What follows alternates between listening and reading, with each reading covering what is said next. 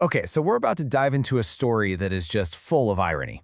We're talking about foods that were once completely looked down on, called poor man's food, even shamed by colonial powers. And now they're sitting on the shelves of fancy health food stores with these shiny labels calling them superfoods. Sounds like a weird question, right? But it's exactly what's happened. I mean, the very foods that kept African communities going for centuries, the ones they were literally told to stop eating, have been totally rebranded for the global market.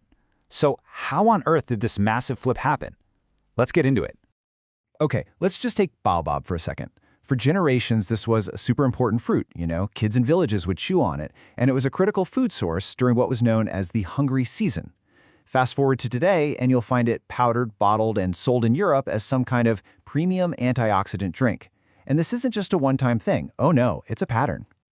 And then you've got the price. Get this, 10 pounds a kilo for teff. That's a simple, humble grain from Ethiopia being sold in a London supermarket. What used to be the basic, staple ingredient for injera is now being marketed as a gluten-free miracle grain. The commercial value is just staggering. And this really gets to the heart of the whole thing. The global hype around these foods, it's not really about some new respect for African heritage. It's about profit. And that right there sets the stage for a much deeper story. A story that really starts with control.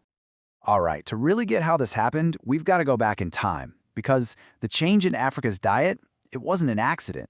It was a calculated strategy of control, built one plate at a time.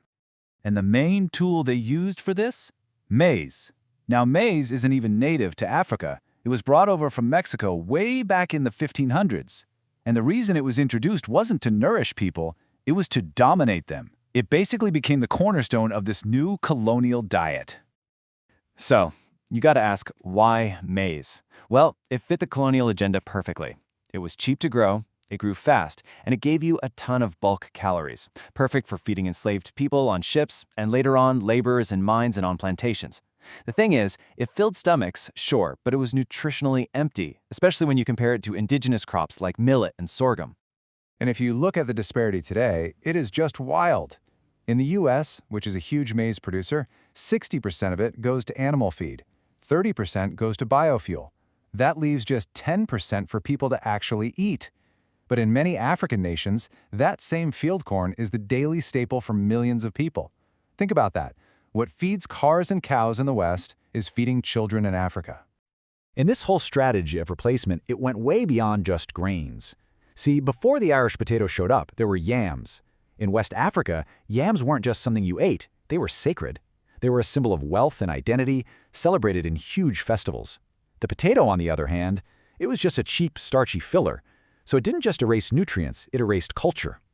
So this forced change in diet didn't just wipe out culture. It kicked off a devastating legacy of health problems that we're still seeing today. One of the most horrifying examples is a disease called pellagra. When whole populations were forced to live on nothing but maize, this killer disease wasn't far behind. See, in Mexico, there was a traditional way of treating maize with lime or ash, and that process actually unlocks its vital niacin. That knowledge it never made it to Africa, and that led to a deadly deficiency. Pellagra got this terrifying nickname, the disease of the 4 Ds. First came dermatitis, painful skin rashes. Then came diarrhea. After that, dementia. People were literally losing their minds. And the final D? Death. There are colonial reports that describe entire villages just succumbing to this madness and decay. Okay, so fast forward to today. That legacy is still around, it just looks a little different.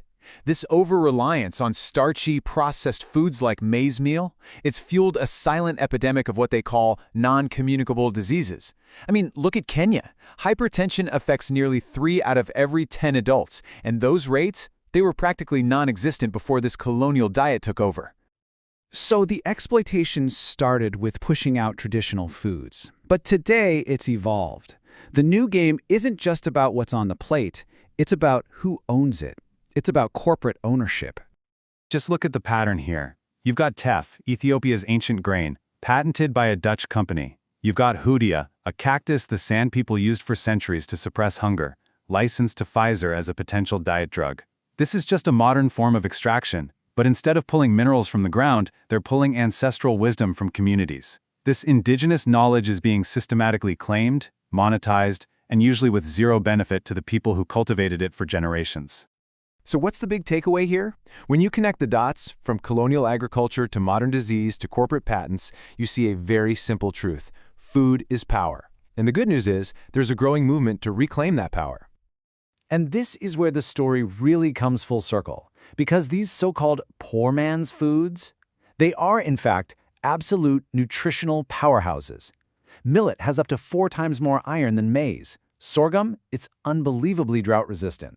Baobab has 6 times more vitamin C than an orange. These are the real superfoods of Africa.